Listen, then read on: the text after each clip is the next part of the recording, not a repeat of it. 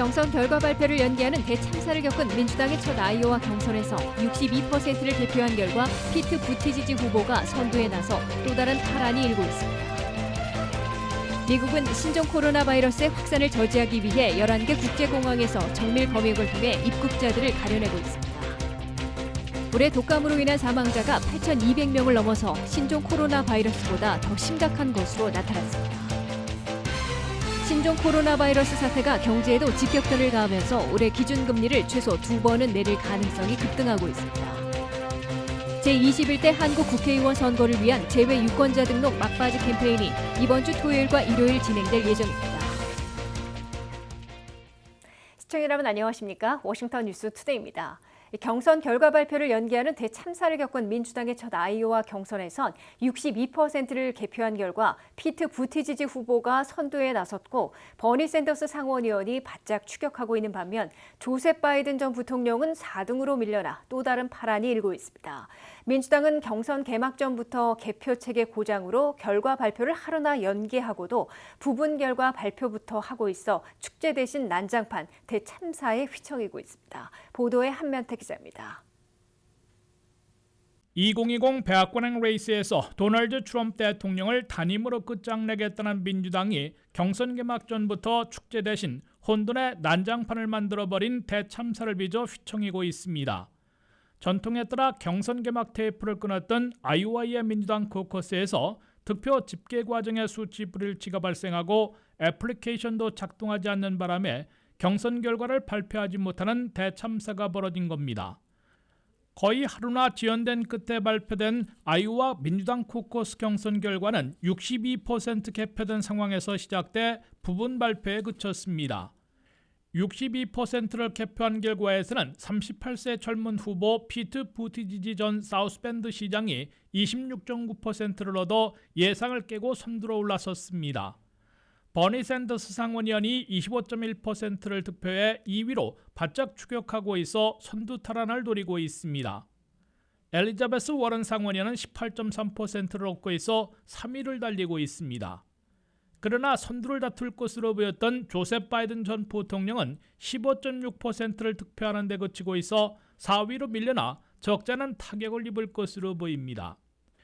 아직 38%를 더 개표해야 하고 실제 투표한 당원들의 숫자를 집계한 인기 투표에서는 샌더스 상원의원이 천여 표 차이로 부티지지 후보를 누르고 선두를 달리고 있어 최종 아이오와 위너가 바뀔 가능성은 남아있는 것으로 간주되고 있습니다. 하지만 민주당은 트럼프 대항마를 결정하는 개막전부터 축제 대신 난장판을 보여준 꼴이 돼버려 그 후유증에 크게 시달릴 것으로 지적받고 있습니다.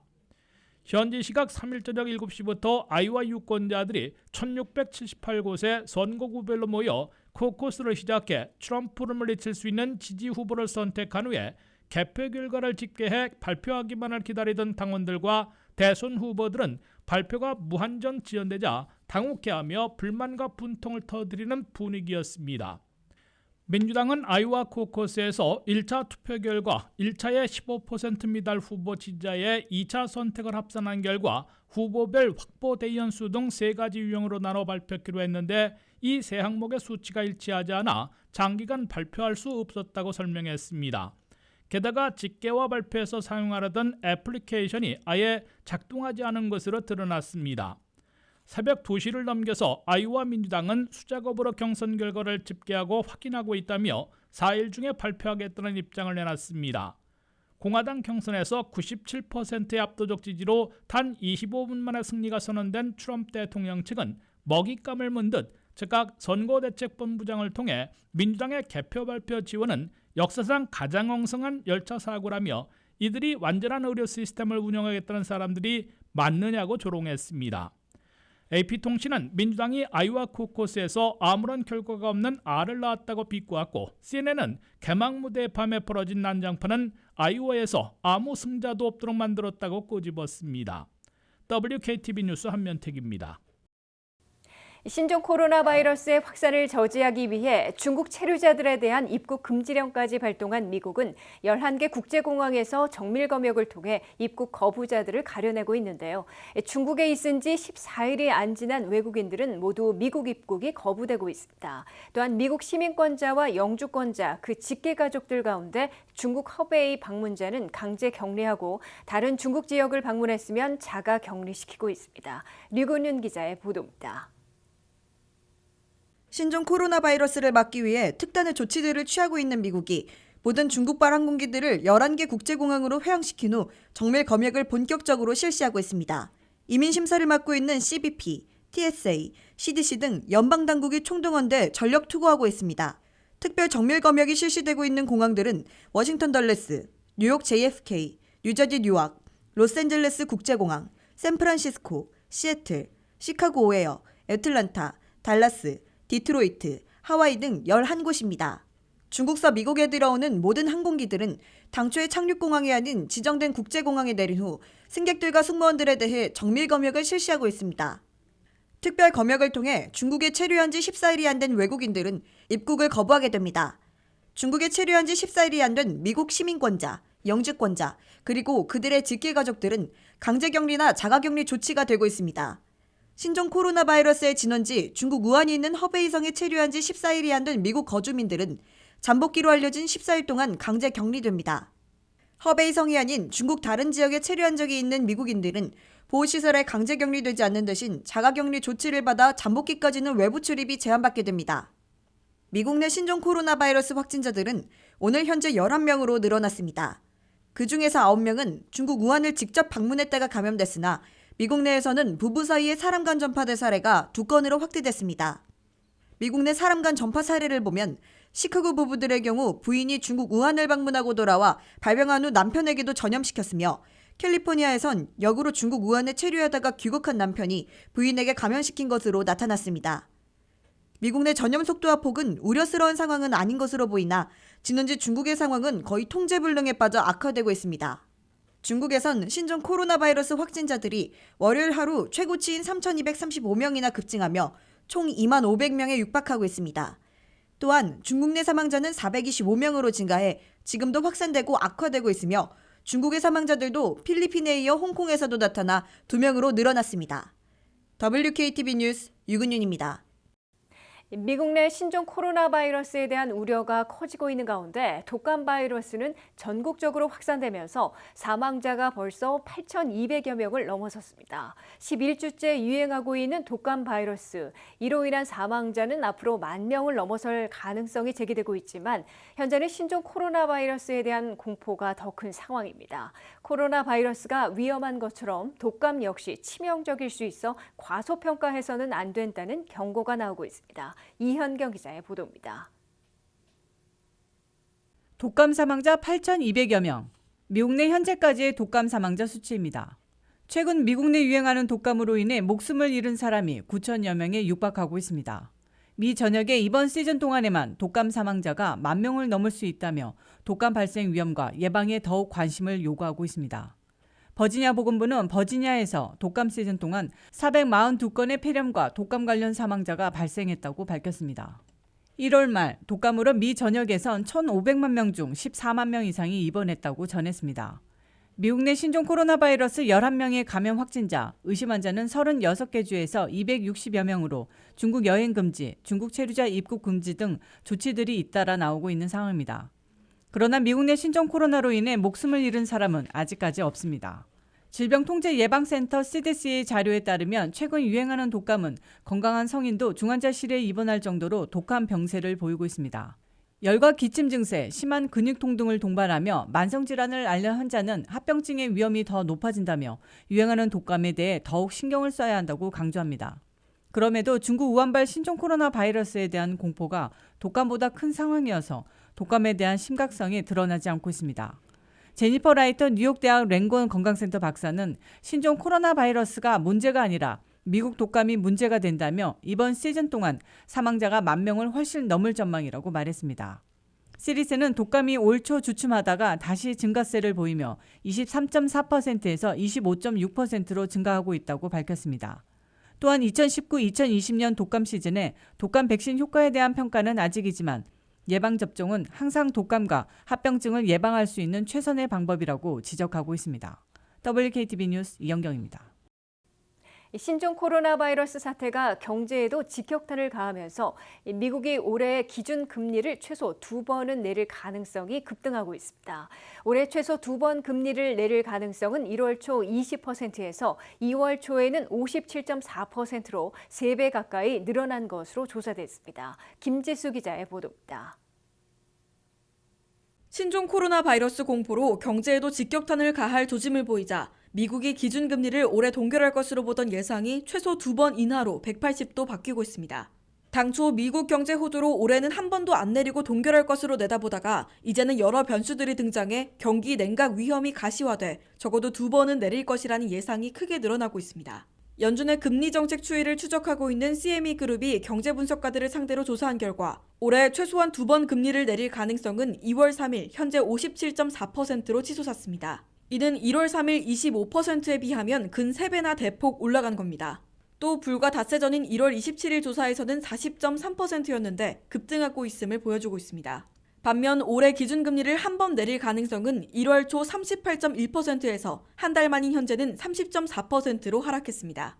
또한 동결할 가능성은 1월 초 33.7%에서 현재는 12%로 3분의 1로 줄어들었습니다. 이는 신종 코로나 바이러스 사태가 중국은 물론 지구촌 경제에까지 직격탄을 가하고 있기 때문으로 해석되고 있습니다. 미국 중앙은행인 연방준비제도가 기준금리를 내린다면 이는 경기 냉각에 대처하기 위한 시도입니다. 그만큼 미국 경제 성장이 냉각될 조짐을 보이고 있어 금리 인하를 단행할 가능성이 높아지고 있음을 의미하고 있습니다. 연방준비제도는 올 들어 첫 FOMC 회의였던 1월 말에도 기준금리를 동결했으며 지난 연말에는 올해 한 번도 조정하지 않고 1년 내내 동결할 수도 있음을 시사한 바 있습니다. 미국인들도 미국 경제와 지구촌 경제가 이번 신종 코로나 바이러스 사태로 급속 냉각될 것으로 우려하기 시작했습니다. 미국인들 가운데 미국 경제의 냉각을 우려한다는 의견이 58%로 닷새 만에 6포인트 늘어났으며 지구촌 경제 전체의 타격을 걱정한다는 여론은 64%로 10포인트나 급등한 것으로 모닝 컨설트 기관의 조사 결과 나타났습니다. WKTV 뉴스 김지수입니다.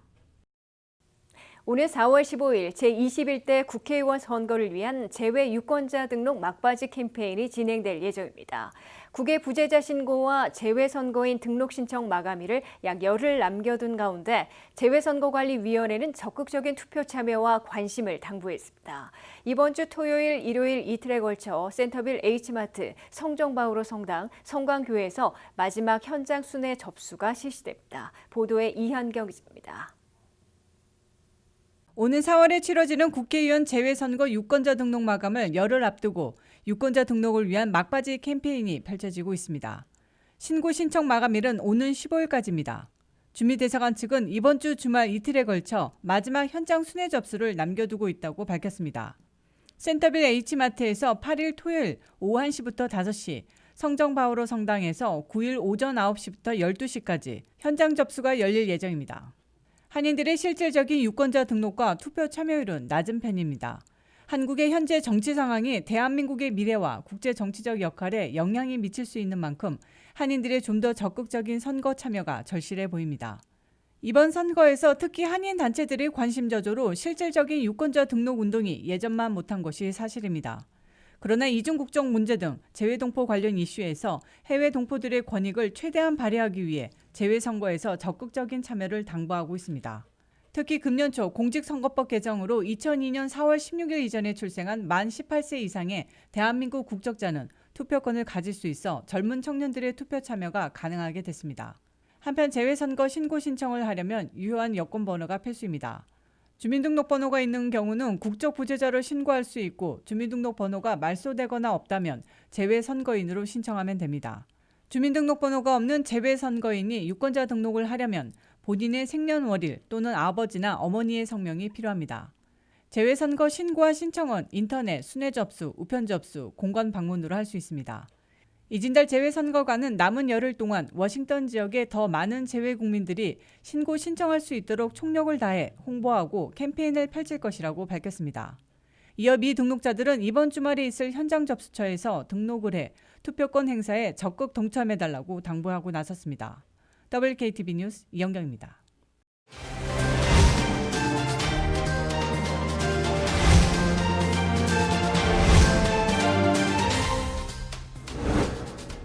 퍼블릭 차지로 불리는 공적 부조, 정부 복지 혜택을 이용했다가는 이제 영주권까지 기각당하는 그런 시대를 맞고 있습니다. 한인들도 많이 이용하고 있는 메디케이드나 주택 보조 같은 것도 이용해서는 안 되는 그런 시대를 맞고 있는 것인데요. 영주권 발급을 절반으로 줄이려는 의도 아니냐 이런 의심까지 사고 있습니다. 이에 대해서 이민 전문 또 인권 변호사이신 전종준 변호사로부터 도움 말씀을 듣겠습니다. 변호사님 안녕하십니까? 네, 안녕하세요. 새해 벽두부터 우리 이민 사회는 조금 큰 파장을 일으킬 수 있는 연방 대법원의 또 최종 결정이 나왔습니다. 5대4로 팽팽히가 엇갈린 어찌 보면 좀 예상은 됐던 판결인데요. 이번 연방 대법원 판결로 퍼블릭 차지 새 규정이 시행될 수 있는 그런 그 길을 여는 것 같은데 이번 판결을 내용을 잠깐 간단하게 소개 좀 해주시죠. 결국은 가난한 사람은 영주권도 줄 수 없다. 네. 즉 미국 사람이 낸 세금의 혜택을 받지 마라라는 것이 아마 메시지인 것 같습니다. 따라서 앞으로 영주권을 신청한다든지 뭐 비자 연장이라든지 변경하는 사람들은 이런 새로운 그 판결에 의해서 공공보조를 받을 경우 이민법상 이제 불이익이 있을 걸 아시고 거기에 서 아마 대책을 마련하셔야 할 것 같습니다. 네. 이제 영주권 이제 시행한 날짜부터 3년 기간 안에 12개월 뭐 여러 가지를 합산해서 12개월을 넘을 경우에는 영주권을 뭐 기각시키겠다 이런 규정인 것 같아요. 트럼프 행정부가 이제 새 규정으로 어떻게 하려는 것인지를 먼저 좀 소개를 해주시죠.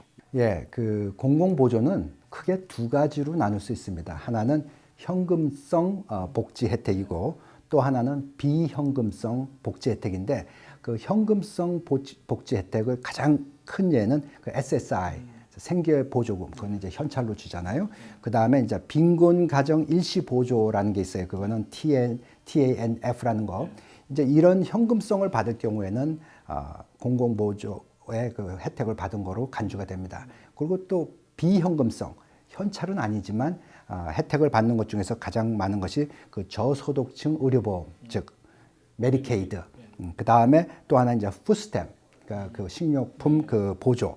그 다음에 그 섹션 8 일부 보조, 주택 보조 이제 그런 식으로 해서 현금성과 비현금성 혜택을 가장 크게 다루어서 그 혜택을 받은 사람들에게는 이민법상 불이익을 주고 뭐 비자 변경이나 영주권 기각 뭐 그런 불이익이 있으니까 그런 캐터고리에 해당되시는 분들은 시행하기 전에 받는 것을 그만두시는 것이 바람직합니다. 네, 지금 좀 전에 말씀하셨지만은 정말로 우리 한인들도 많이 이용해서 요거는 즉각 좀 피하시거나 좀 중단을 하시는 게 좋을 그런 그 새롭게 영주권 기각 대상이 될 수 있는 그 퍼블릭 차지 공적 부조가 있다면 이제 그걸 좀 더 설명을 해주시죠. 많은 한인들은 생각보다는 그런 그 혜택을 많이 받지 않는 것 같은데 그 이유는 그 혜택을 신청하려면은 조건이 돼야 되는데 지금 영주권자나 시민권자가 아니면 아예 신청도 못하는 경우가 많습니다. 그래서 지금 한국 분들이 좀 많이 받는 게 급한 경우, 응급조치 예를 들어서 아기 출산할 때 애를 낳은 거 아마 그게 가장 많은 예인 것 같고 전문사로는 그다음에 또 나이 드신 분 중에서 또 주택 보조 이런 것도 이제 해당되겠지만 과연 그분의 신분상에서 그런 혜택 신청 자격이 되느냐 그래서 자격이 안 돼서 신청 못하는 분도 많으세요. 그래서 제가 생각할 때는 이번 그 결정이 상징적이지 한인들에게 그렇게 많이 적용되지 않을 거라고 생각하지만 만약에 거기에 해당되시는 분이 있으면은 전문가하고 상의해서 과연 나는 이런 것을 받았는데 과연 여기에 해당이 되는지 한 번 더 점검해 보시는 게 좀 바람직할 것 같습니다. 네. 불행 중 다행으로 마지막 순간에 뭐 21만 건의 이제 반론이 제기돼서 그런지 트럼프 행정부가 최종 규정에서는 좀 오바마 케어나 좀 전에 말씀하신 뭐 임산부라든가 미국 시민권자의 자녀라든가 이런 거는 좀 뺀 것 같아요. 뺀 것 같은데 변호사님께서도 이제 그거는 한번 마지막으로 더 점검해서 이용 여부를 좀 판단해야 되겠죠.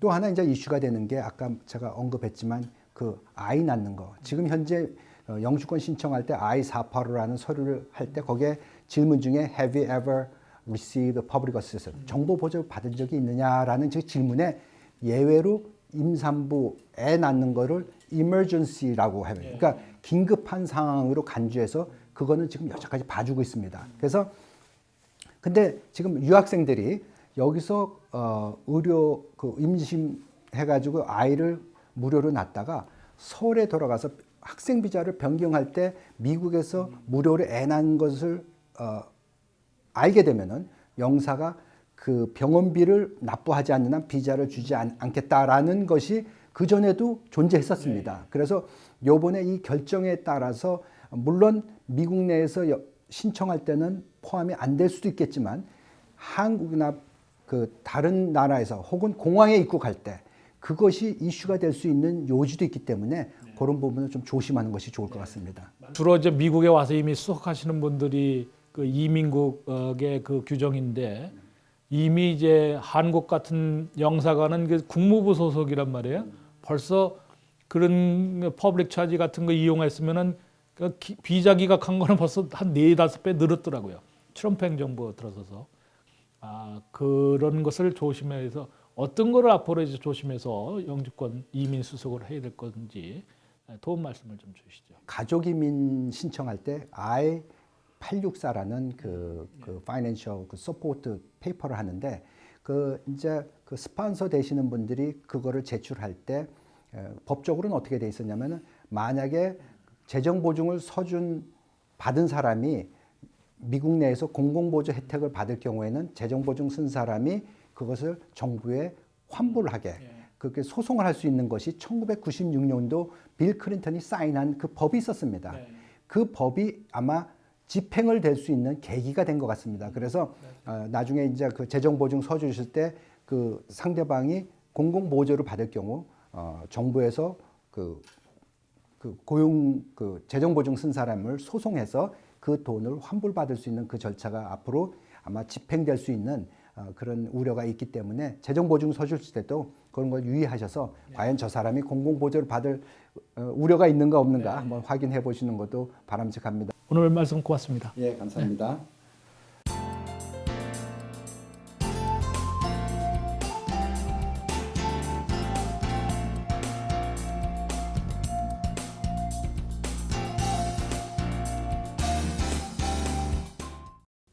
이상으로 워싱턴 뉴스투데이를 마치겠습니다. 시청해주신 여러분 고맙습니다.